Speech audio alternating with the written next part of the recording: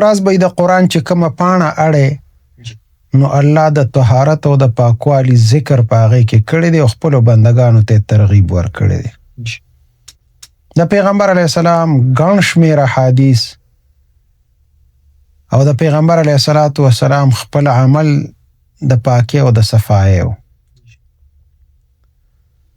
الله پاک چې د مسلمانانو باندې مونځ فرض کړ نو مانځه ساره چې دی نو مانځه دپاره اودس اوس 5 ټیمه یو کس اودس کوي نو په بدن به څه تخیرې پاتې شي. لکه پیغمبر علیه السلام صحابانو تپوس کوي که د چا په کور مخې ته یو نیر بیګي او هغې کې هغه 5 ټیمه غسل کوي نو د هغه په بدن به خیرې پاتې شي؟ پاتې به نه شي. نو دقسې چې 5 ټیمه سړی مونځ کوي نو د هغه ګناهونه هم ورسره ټول ختمیږي او ګند نه پاتې کېږي، خیرې نه پاتې کېږي. د پیغمبر علیه السلام ژوند اگر چې د غریبۍ و د صحابه دور انتهایی د غربت دور و خو صحابه کرامو د صفایۍ ډیر زیات اهتمام و. دومره اهتمام و چې د قبا د خلکو الله تعریف په قرآن کې وکړ. رجال فیه رجال یحبون ان یتطهروا. صحابه پیغمبر علیه السلام د قبا د خلکو نه تپوس وکړ وی ستاسو خو الله ډیر لوی تعریف کړی دی دا تاسو څنګه صفایي کوئ؟ نو هغوی ورته وی یا رسول الله مونږه اول په لوټه باندې استنجا وکړو بیا وروستو په اوبو وکړو. صحیح. غرض دا دی چې د لوټې هغه هم کافي ده یا صرف د اوبو هغه هم کافي ده. صفایي خو راله خو نه ډیر پاکوالی ان یتطهروا چې ډیر ښه پاکوالی. نو صحابه کرام پیغمبر علیه السلام ته به کتل. د پیغمبر علیه السلام چې کوم صفتونه بیان شوي دي د هغه د بدن د هغه د ویښتو نو د هغې نه به چمک ته مخ به یې پړقېده. نو دا خو هسې نه کېږي که نه دا چې خاورو کې لید پیت او ګند پندي نو خو بیا څوک دا تعریفونه نه کوي بلکې صحابه خو مبالغې نه دي کړې. اگر چې د عشق یو انداز و خو د پیغمبر علیه السلام چې کوم اصل صورت و هغې بیان کړی دی هغه ډېر د صفایو. د پیغمبر علیه السلام غاښونه مبارک هغه به پړقېدل. د پیغمبر علیه السلام ویښته مبارک هر وخت په غوړو مونږ ته د غوړوالي چل خولی دی چې داسې به یې غوړوې داسې به یې غوړوې. صفا به پیغمبر علیه السلام په ژوند کې صحابي یو کس را دننه شو جومات ته هغه د خاورو ګنده و ږیرې هم داسې ویښتې هم داسې پراګنده و. پیغمبر علیه السلام ورته وی د جومات نه وځه هغې ایستی دی. پیغمبر علیه السلام د دې خبرو ډېر اهتمام کو. دغسې چې هغه ډېر کو نو صحابه کرام هغوی هم چې دی نو دا وی مومن چې دی دا به پاکیزه انسانی. یو مومن دا پاکیزه انسان وی د دی به پاک صفاوی دی به ګنده نه وي اگر که دی غریب وي. هغه هوښیارانو یو خبره لیکلې ده وی غریب ہونا برا نہیں غلیظ ہونا برا ہے. نو غریبی بده نه ده خو غلاظت چې دی نو دا ډېر بد دی چې ته غلیظ یې څښا پسخا یې ګنده یې. یعنې د صحابو دور او د هغوی هغه زمانه یقیني چې هغه ډېره د غربت وه. دا نن سبا چې څه دي دا خو څه بل څه دي دا.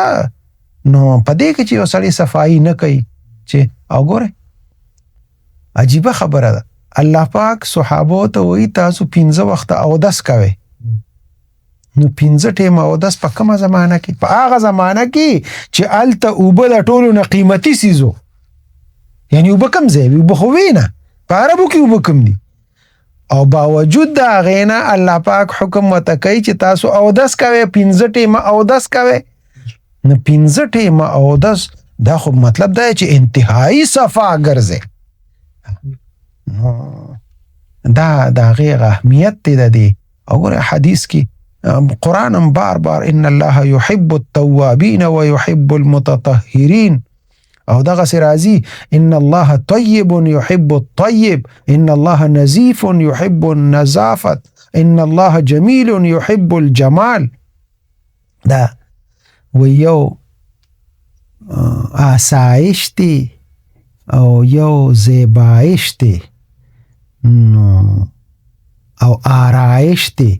آسایش هم جایز دی ځان ته مزیدار ځای جوړ کا آرایش خشتا مزیدار ګلکاری پکې وکړه چې څومره آرایش کولی شي، زیبایش چې څومره کولی شي، په بد جامو کې کولی شي، په مکان کې کولی شي.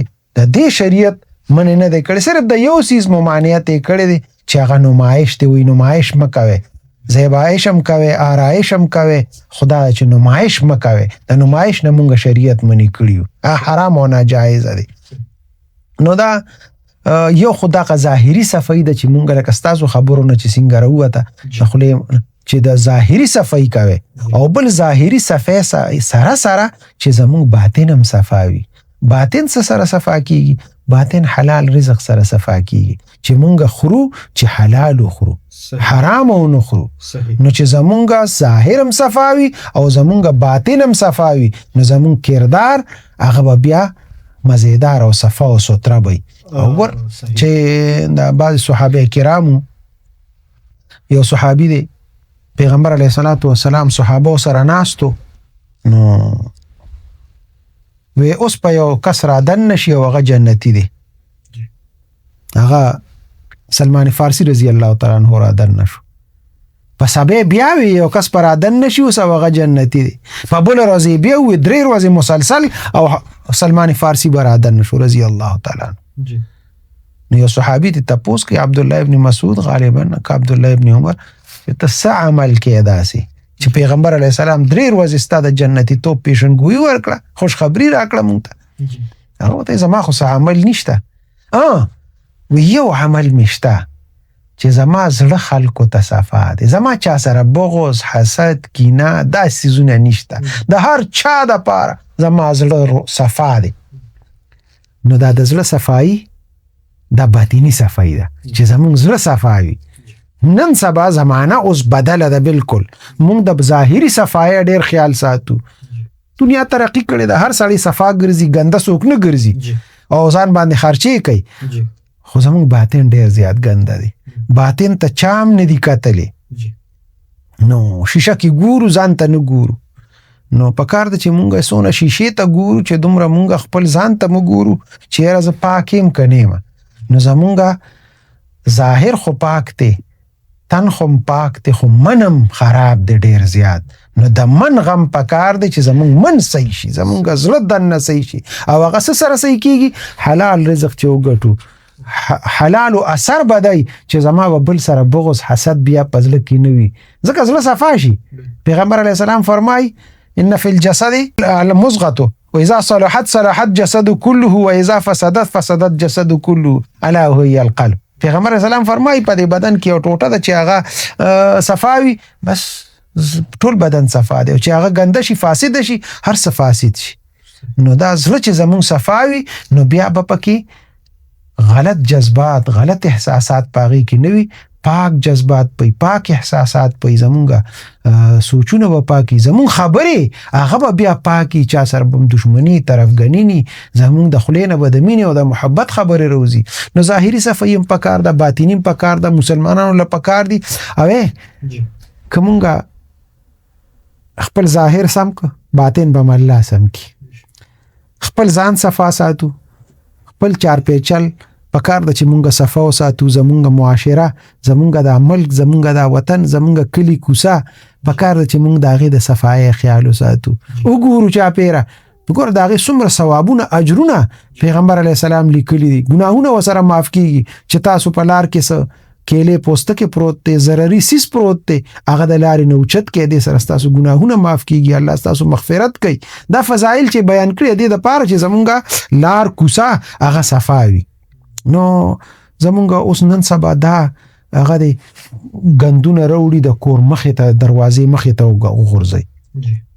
نو که ډیرم صفا ستره ګرځم، خو چې زما کوسه، زما محله هغه ګندوي، زما لار ګنده ده، زما د جمعات مخه ګنده ده، زما د اجرې مخه ګنده ده، زما کوسه کور ګنده دي. نو زه کډیرم صفایانه وکم، خو هغه صفای چې سړی څوک د بار نراشي ملماغه وګوري، ابو دا ګنده خلک دي، دا کډیرم ویزاونه غوړ کړی خدا ګنده خلک دي. د ځان چار پیچل د ظاهري صفای کومه خیال وساته الله به دغه ظاهري زمونږ صفایت ته وګوري، الله به زمونږ باطن هم صفا کی. نو الله دې وکړي چې الله زمونږ ظاهر او باطن دواړه صفا کی. ډیر زیات مننه. بالکل قدرمنو کتونکو اوریدونکو